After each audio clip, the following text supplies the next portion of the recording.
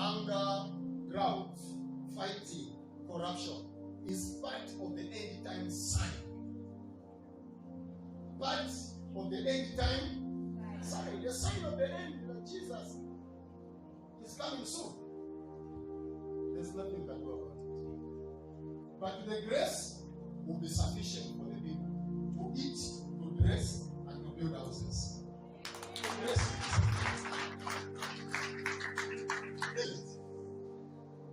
When someone is prophesying that I am seeing rain coming, he's not telling you that you have to plant again.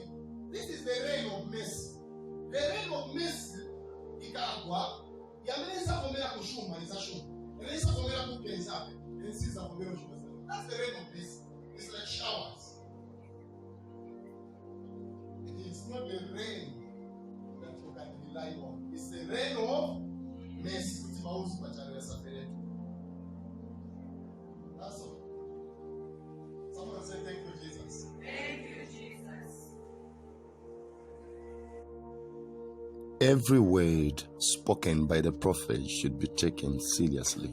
These words were spoken on a Sunday life service by the man of God, Prophet David.